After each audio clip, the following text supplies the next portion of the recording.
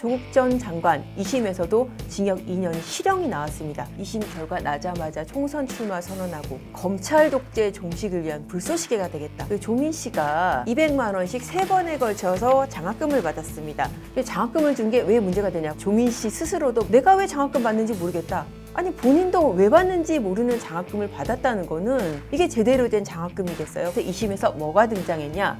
조국의 무죄 주장을 백업하는 문재인 전 대통령의 사실 확인서까지 등장을 합니다. 왜 2심까지 실형이 났는데 법정 구속을 안 해? 일국의 판사가 돼야 되는데 조국의 판사가 됐다. 안녕하세요. 조선일보 법조 전문기자 양은경입니다. 오늘의 판읽기는 조국 전 장관의 2심 판결문 얘기로 시작을 해보겠습니다. 도대체 언제적 조국이냐 그렇게 생각하시는 분도 있겠지만은 현재 진행형이 hin문입니다. 오히려 지금 들어서 더 조금 핫해졌죠. 본인이 2심 결과 나자마자 총선 출마 선언하고 검찰 독재 종식을 위한 불쏘시개가 되겠다. 어떻게 보면은 본인 스스로 이제 검찰 독재의 피해자라고 생각하고 있는 그런 입장에서 나올 수 있는 얘기인데 거기에 대해서 법원이 뭐라고 답했는지 그 부분을 제가 상세히 들려드리겠습니다. 이 판결문이 2심인데 200조 가까이 되거든요. 조국 전 장관이 이제 어떤 혐의로 이렇게 2심 실형까지 났냐? 크게 세 덩어리예요. 자녀 입시 비리, 그리고 딸 장학금, 그리고 유재수 씨에 대한 감찰 무막. 입시 비리 같은 경우에는 조국 전 장관이 주로 아들 관련 입시 비리로 기소가 됐습니다. 한영외고 생기부 거기에 이제 부정 허위 내용을 기재를 냈다. 고대하고 연대 대학원 지원하면서 각종 허위 위조 서류를 냈다. 이런 혐의들로 기소가 됐고요. 이게 이제 부인 정경심 씨하고 같이 기소가 됐습니다. 지금 주로 아들 관련된 입시 비리로 남편하고 같이 기소가 된 그런 상황인 거죠. 입시 비리 같은 경우에 조국 전 장관이 뭐라고 그랬냐면은 내가 생업에 바꿔서 자녀들 입시는 잘 몰랐어요. 아내가 다 했다는 거죠. 전체 혐의는 13개예요. 그 중에서 8개가 유죄가 났고 입시 비리 혐의가 총 7개인데 이 중에서 6개가 이제 유죄가 났습니다. 자, 근데 판결문이 2심에서도 이렇게 200조까지 가는 일은 잘 없거든요. 그럼 왜 이렇게 두꺼워졌냐? 2심에서도 계속 무죄 주장을 유죄를 했기 때문에 그렇습니다. 변호인들이 제일 먼저 하는 게 이거 증거 능력이 없다. 증거 수집 과정이 위법하다. 이런 주장인데 이것도 1심에서 했던 거 똑같이 한 거예요. 동양대 PC 그 증거 수집 과정이 위법하다. 이런 것들 다 주장했는데 재판부가 아니다 이거 반박하느라 판결문이 보니까는 거의 200조 가까이 그렇게 됐더라고요. 부부 입시 비리 혐의 중에 이런 것도 있어요.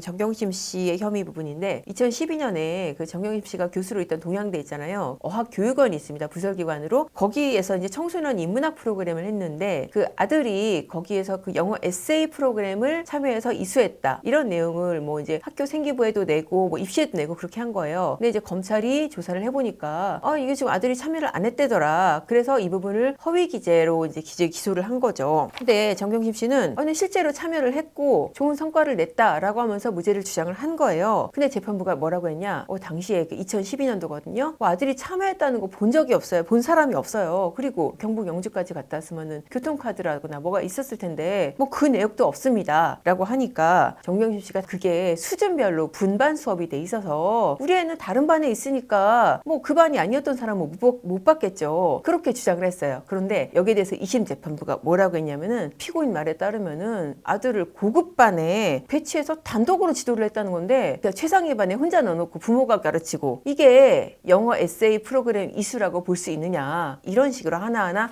재판부가 반박을 한 거예요. 또 하나 이제 2심에서 조금 쟁점이 됐던 게 뭐냐면은 2016년도에 그 아들이 다니던 조지 워싱턴대 미국에 있는 대학입니다. 거기에서 이제 온라인 시험을 보는데 부부가 부정행위를 했다는 거예요. 그러니까 어떤 식이냐면은 시험 시각 아들이 알려주고 부부가 대기하고 있다가 그 사이트 접속해서 문제 받아서 문제 풀어서 그거 아들한테 답 전달해주면 아들이 제출하고 그런 식으로 시험을 친 거거든요. 부정행위죠. 근데 부부가 뭐라고 주장을 했냐면은 담당 교수가 이거 시험이 아니라 그냥 수업 참여 유도하려고 그냥 온라인 퀴즈 낸 거다. 그렇게 얘기를 했다. 그리고 최종 성적에도 영향을 안 미쳤다라고 주장을 하면서 우리는 무죄다. 이 무죄 주장을 입증을 한다고 하면서 조지 워싱턴대 담당 교수를 증인 신청도 했어요. 결국 증인 신문까지는 안 하고 이 사람이 법원에 의견서를 냈습니다. 근데 재판부가 여기에 대해서 뭐라 그러냐? 아니 총점 100점 중에서 온라인 온라인 시험이 총 10%고 해당 시험이 그중에서 4%를 자제했다는 거예요. 그러니까 어쨌든 성적평가가 반영이 됐다. 그럼 이거 시험 아니냐. 그리고 응시 시간도 딱 30분으로 제한이 됐다는 거예요. 무제한 오픈북 이런 식이 아니라는 거죠. 그리고 조지 워싱턴대 교수도 뭐라 그랬냐. 내가 강의 계획서에 다른 사람하고 협업하지 말라 이렇게 적지는 않았어요. 그렇지만은 뭐 말로 했겠죠. 그리고 스터디 그룹 만들어서 공부는 같이 하더라도 시험은 스스로 보는 거라고 저는 생각했습니다. 그렇게 했다는 거예요. 그러니까 이거는 사실 이 교수의 의견서에 따르더라도 당신들의 행위는 부정행위가 맞다. 그래서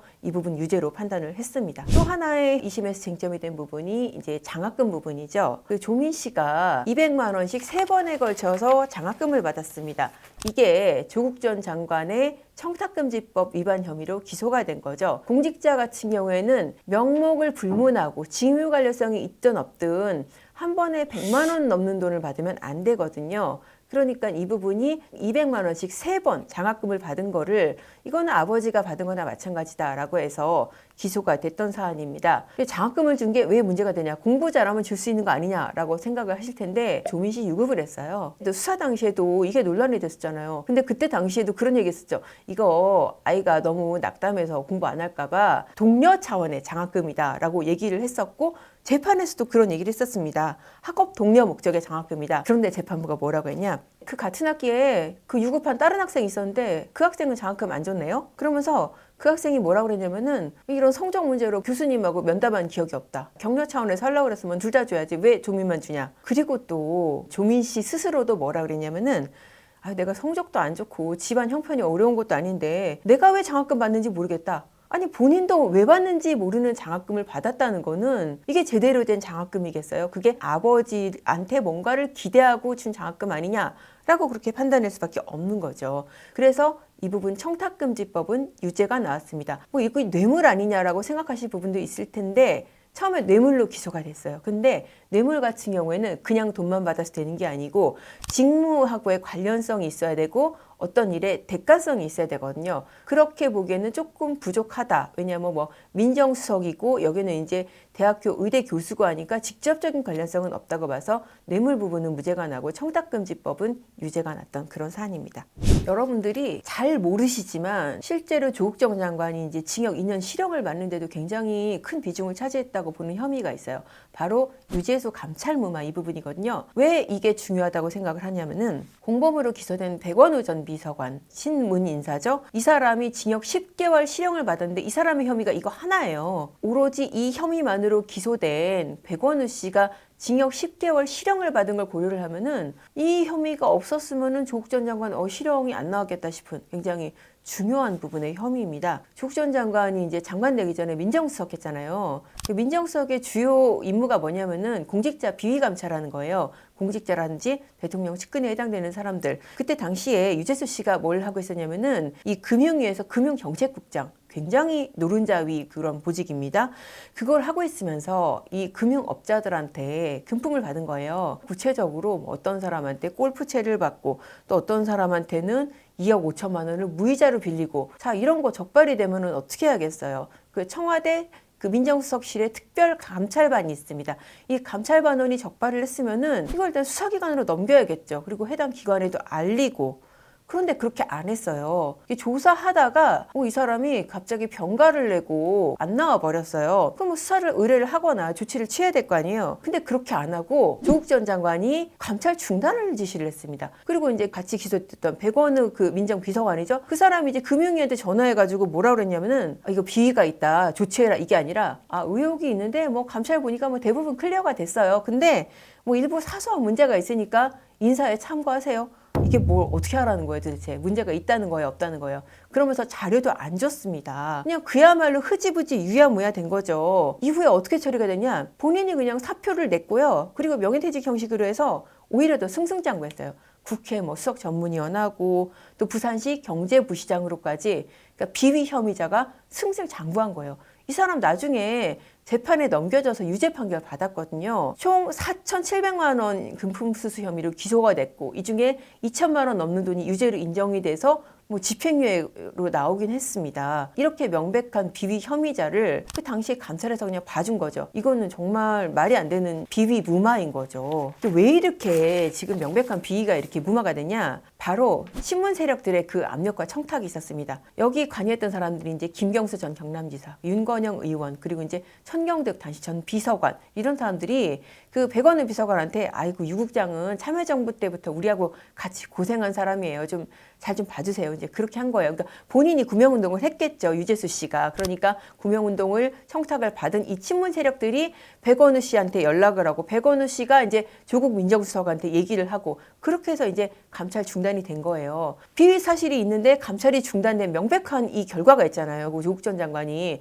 재판에서 이것도 무죄 주장을 하는데 감찰은 이 민정수석 내 권한이에요. 그러니까 내가 시작하고 내가 종료할 수 있는 거지. 이게 뭐 감찰 반원들이 무슨 권한이 있는 게 아니다. 그러니까 다시 말해서 직권남용이 이 직권을 남용해서 다른 사람의 권리 행사를 방해를 해야 되거든요. 여기서 권리는 법적인 권리여야 돼요. 그러니까 이 사람이 법적인 권리가 없는 사람이면은 내가 이 사람을 방해해도 죄가 안 된다는 거예요. 그런 의미에서 특감반원은 내가 그냥 시키는 대로 하는 사람들이고 모든 권한은 나한테 있어요. 민정수석인 나한테 있어요. 그러니까 내가 이 사람들한테 감찰하지 마라고 해도 죄가 안 된다라는 게 조국 씨의 주장입니다. 그러면서 2심에서 뭐가 등장했냐?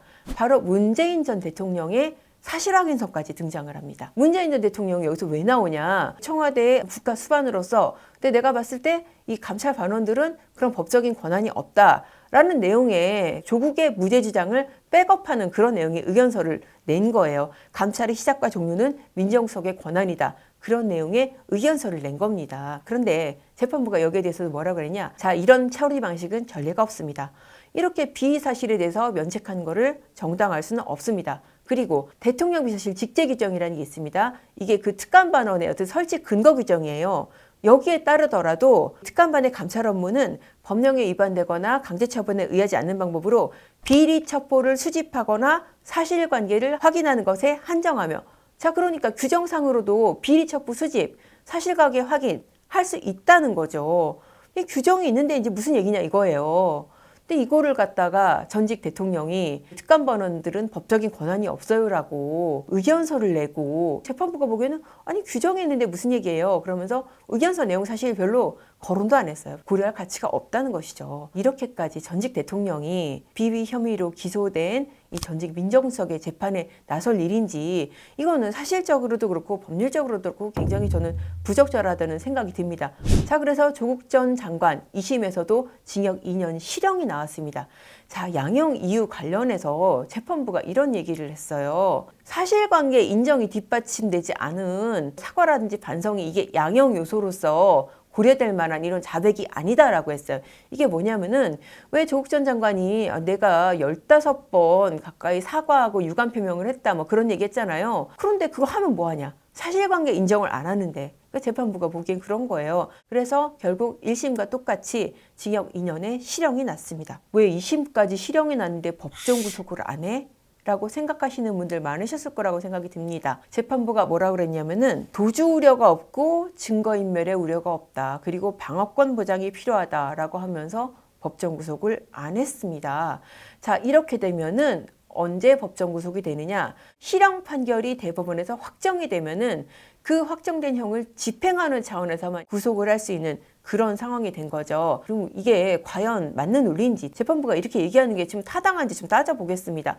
방어권 보장이 필요하다라고 했는데 저는 이 부분 좀 이해가 안 갑니다. 왜냐하면은 대법원 재판 같은 경우에는 당사자 출석 안 하거든요. 1, 2심처럼 재판이 열리고 당사자가 출석하고 그런 재판이 아니에요. 서류심의만 하기 때문에 뭐 본인이 법정에 나와서 그렇게 할 필요가 없단 말입니다. 그래서 그런 부분에서 방어권 보장을 위해서 법정 구속 안 한다는 게 좀 말이 되는지 좀 의문이고요. 그리고 다른 피고인들과의 형평성 문제도 얘기를 안 할 수가 없어요. 방어권 보장 얘기했는데 방어권 보장 안 필요한 피고인이 있나요? 그러면은 다른 사람들 이 불구속 재판 받다가 1심에서 실형 나오잖아요. 그럼 나도 방어권 보장 필요합니다. 나도 대법원 확정 판결 때까지 구속하지 말아주세요. 라고 하면 뭐라고 할 거예요? 그럼 조국만 방어권 보장이 필요한가요? 그건 아니잖아요. 그러니까 이게 지금 법원 내부에서도 어떤 얘기가 나오냐면은 판사가 일국의 판사가 돼야 되는데 조국의 판사가 됐다. 조국 장관 한 사람만을 위한 판사냐? 이제 그런 비아냥 같은 얘기까지 나오더라고요. 이게 결국은 어떻게 보면은 지지자들이 두려워서 그런 거 아닌가. 왜 요즘에 판사들이 가장 두려운 게 정치 권력도 아니고 경제 권력도 아니고 극성 지지자들이다. 그런 말이 있어요. 그러니까 조국 전 장관 실형 선고하고 구속을 집행하면은 그거에 따른 지지자들의 반발, 이걸 고려해서 그런 게 아닌가. 자, 이 결과가 굉장히 부당하다는 생각이 드는 게 바로 전에 선고됐던 양승태 전 대법원장 무죄 받았죠. 47개 혐의 다 무죄 받았는데 양승태 전 대법원장 179일 동안 구속돼 있었어요. 재판 단계에서부터 영장이 발부가 돼서 구속 기소가 됐는데 결국 무죄로 풀려났단 말이죠. 그런데 조국 전 장관은 1심 실형, 2심 실형인데 지금 구속 일수가 0일이에요. 지금 이렇게 당장도 이제 2심까지는 법정 구속을 피했는데 이 부분이 이제 본인한테도 좋을까? 그 부분을 좀 말씀드릴게요. 정치적인 해석 배제하고 순수히 이제 형사 사법 측면에서도 저는 본인한테도 그렇게 좋지만은 않을 거라는 생각이 들어요. 왜냐하면은 수사 과정에서 일찍 구속이 되면은 이 구속돼 있던 기간이 이제 나중에 받을 형에 들어가거든요. 포함이 돼요. 그러니까 일찍 구속이 됐죠. 그리고 결과적으로 실형이 나왔어요. 그러면은 어쨌든 내가 그동안 구속돼 있는 그 일자만큼은 빼준단 말이에요. 근데 조국 전 장관은 징역 2년에서 하루도 지금 빠진 날이 없잖아요. 구속이 안 됐기 때문에. 그러니까 구속이 되는 그날부터 이제 구속 0일째에서 이제 형기가 시작이 되는 거예요. 자, 이게 좋을까요? 왜 우리 그런 말 있죠. 매도 먼저 맞는 게 낫다. 이렇게 되면은 정말 하루하루가 살얼음판이라고는 생각이 들고 피고인의 입장에서 속이 아닐 것 같은 생각이 들어요. 그래서 이게 본인한테도 결코 그렇게 바람직하진 않을 것 같다는 생각이 들었습니다. 지금 2019년부터 무려 4년 동안 이어온 조국 사태, 사실심의 마무리 단계에 해당하는 2심 재판 얘기를 오늘 들려드렸습니다. 다음 시간에도 여러분들이 더 관심 가질 만한 재미있는 재판 이야기로 찾아뵙겠습니다. 감사합니다.